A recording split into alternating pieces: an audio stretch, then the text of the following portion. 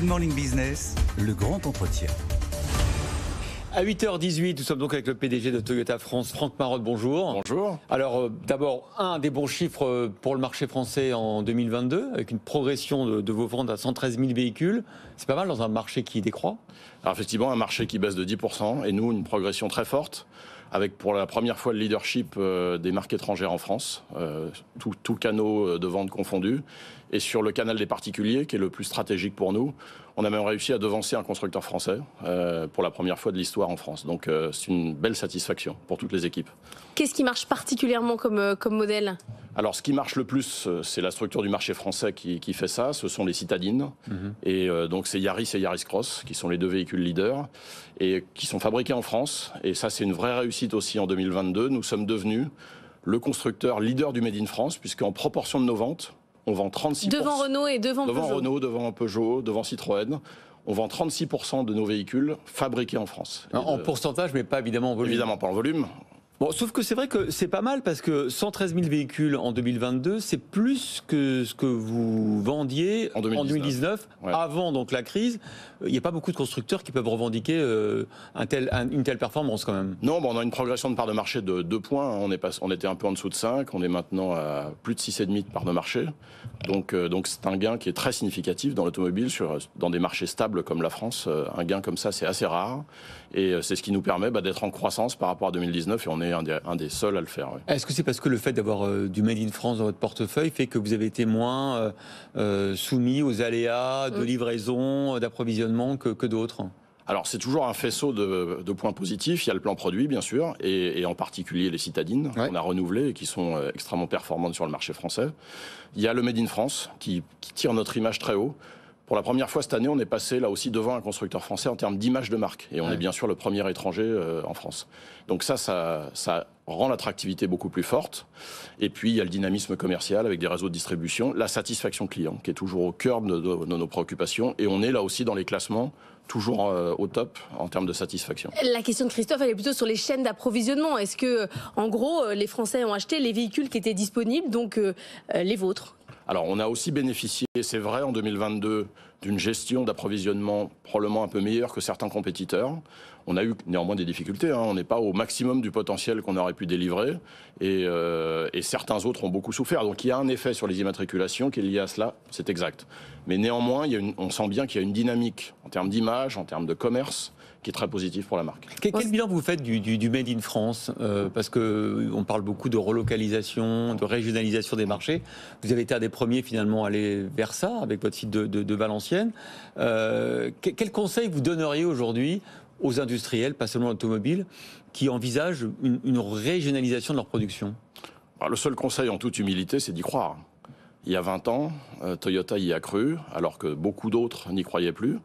Et on a prouvé que, y compris sur des véhicules à des prix très accessibles, puisqu'on est sur les citadines, il est possible de fabriquer en France. Ça nécessite une organisation. On a une organisation qui est très connue dans le monde entier, qui s'appelle le Toyota Production System, qui est reconnue par la profession comme étant assez référent. Donc il faut le mettre en œuvre avec beaucoup de discipline. Ça nécessite aussi d'avoir des fournisseurs autour de soi, et c'est le cas dans le bassin valenciennois, qui sont performants économiquement également et qui nous approvisionnent dans de bonnes conditions. Voilà, donc il faut bien sûr que ces paramètres soient là, mais le secret absolu, c'est d'y croire et d'investir. Il y a un pari auquel vous ne croyez pas, c'est celui de l'électrique. Et pourtant, en France, en Europe, aux États-Unis, on est en train de mettre largement la main sur l'électrique. Qu'est-ce que vous pouvez nous dire de cette vision industrielle de Toyota ? Est-ce que c'est pas tout de suite, c'est trop tôt, mais on va y arriver ? Ou est-ce que il faut miser sur d'autres technologies et pas aller sur le tout électrique ? Alors, on croit dans l'électrique, même peut-être plus que tout autre constructeur, puisque nous développons toutes les technologies électriques. En France, pour l'instant, il n'y a pas de Toyota électrique. Alors, la première Toyota électrique arrive effectivement à l'été. On a une Lexus qui vit depuis 2 ans. On a une deuxième Lexus qui arrive. Et puis, on a un autre véhicule électrique Toyota, mais qui est électrique à hydrogène, avec une pile à combustible. C'est toujours de l'électrique. On en parle beaucoup moins, mais c'est une réalité. C'est pas tout à fait... Enfin, c'est pas de l'électrique sur batterie, c'est de l'électrique avec un moteur... Avec une pile à combustible produit dans la voiture, mais qui est sans aucun doute un des vecteurs de développement du zéro émission. Donc nous croyons dans l'électrique. Mais il n'y a pas beaucoup de gens qui croient à la voiture à hydrogène. Il y a beaucoup de gens qui croient aux camions à hydrogène, aux flottes de véhicules professionnels à hydrogène, mais très peu font Il y a Opium, mais ça se passe pas très bien. Ça se passe pas très bien avec Opium. Alors, Opium démarre.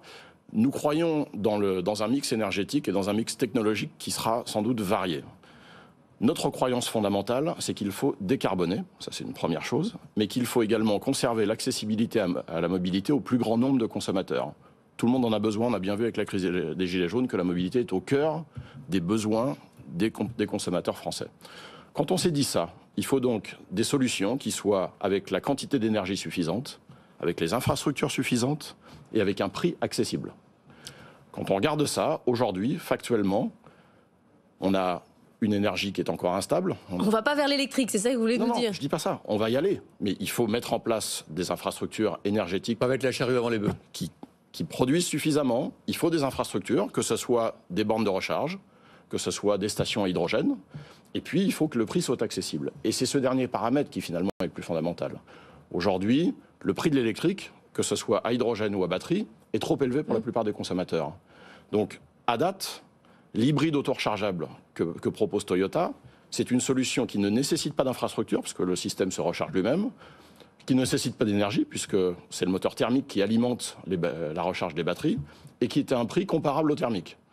Alors même qu'il décarbone à hauteur à peu près de 25% par rapport à un moteur traditionnel. Donc c'est une vraie solution, aujourd'hui, accessible au plus grand nombre. Et je terminerai en disant que c'est très bien de décarboner la couche supérieure du marché, on va dire. C'est-à-dire les véhicules les plus récents. Mais les véhicules les plus émetteurs en carbone, parce que finalement c'est ça la vraie guerre, ce sont les véhicules les plus anciens. Donc il faut absolument qu'on arrive à irriguer des véhicules décarbonés dans le marché de l'occasion vers les véhicules les plus anciens pour renouveler ce parc. Et c'est ce que fait aujourd'hui l'hybride auto-rechargeable aussi, parce que ça fait 25 ans qu'on en vend. Mais est-ce qu'on peut...